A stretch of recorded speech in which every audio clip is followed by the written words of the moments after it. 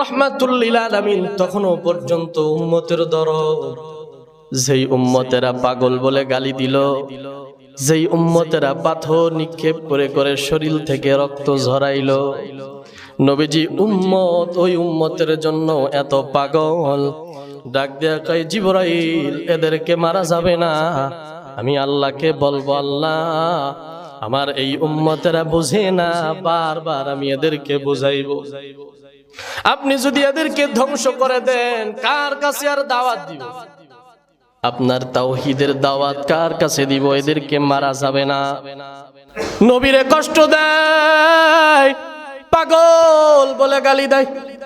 আমার নবীজি ওই সময় চিন্তা করলেন, আরে আমি তো মক্কার নবী নয়, শুধু মক্কার নবী করে আল্লাহ আমারে পাঠায় নাই, সুতরাং মক্কা ছেড়ে আমি একটু তায়েফের ময়দানের দিকে রওনা হই। ওই তায়েফ শহরে গিয়া আমি দ্বীনের দাওয়াত দেব, ইসলামের দাওয়াত দেব। রহমাতুল লিল আলামিন চলতে লাগলেন, ওখানে গিয়া দাওয়াত দেওয়া শুরু করলেন। বড় একটা দলের লিডারদের সাথে কথা বললেন।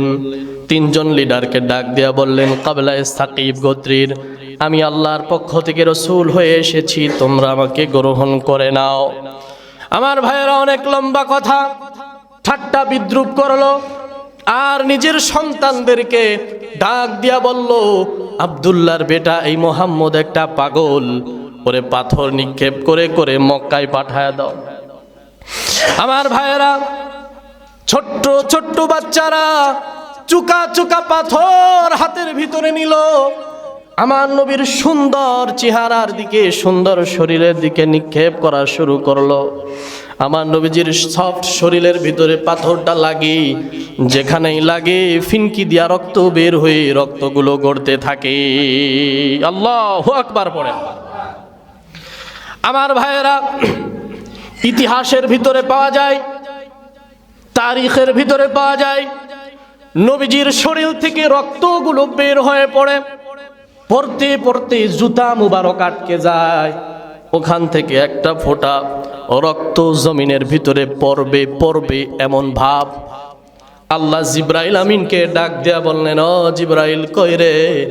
জিবরাইল বলে, ইয়া আল্লাহ আমি তো সিদরাতুল মুনতাহা বড়ই গাছের নিকটে আছি।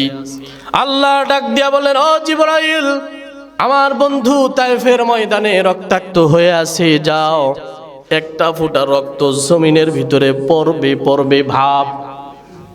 আল্লাহ তাআলা বলে, রে জিবরাইল ওই একটা ফোঁটা রক্ত যদি জমিনের ভিতরে পড়ে, আমি আল্লাহ তায়েফের জমিন আর তায়েফের জমিন রাখবো না, সবগুলো ধ্বংস করে দিব।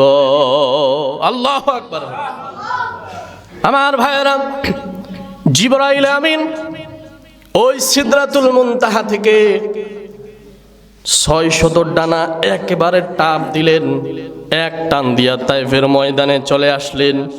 আসার পরে রহমাতুল লিল আলামিনকে ডাক দিয়া কয়, ইয়া রহমাতুল লিল আলামিন আজকে শুধু আল্লাহ আমাকে পাঠায় নাই, ওই যে পাহাড়ের দায়িত্বে নিয়োজিত ফেরেশতা, যেই ফেরেশতাকে আল্লাহ পাহাড়ের দায়িত্ব দিয়েছেন, ওই ফেরেশতাকেও আমার সাথে পাঠায় দিয়েছে।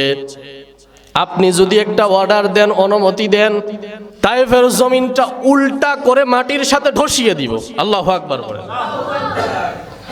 আমার ভাইয়েরা, রহমাতুল লিল আলামিন তখনো পর্যন্ত উম্মতের দরদ, যেই উম্মতেরা পাগল বলে গালি দিল, যেই উম্মতেরা পাথর নিক্ষেপ করে করে শরীর থেকে রক্ত ঝরাইল, নবীজি উম্মত ওই উম্মতের জন্য এত পাগল, ডাক দেয়া কয় জিবরাইল এদেরকে মারা যাবে না। আমি আল্লাহকে বলবো, আল্লাহ আমার এই উম্মতেরা বুঝে না, বারবার আমি এদেরকে বুঝাইব। আপনি যদি এদেরকে ধ্বংস করে দেন, কার কাছে আর দাওয়াত দিব? আপনার তাওহীদের দাওয়াত কার কাছে দিব? এদেরকে মারা যাবে না।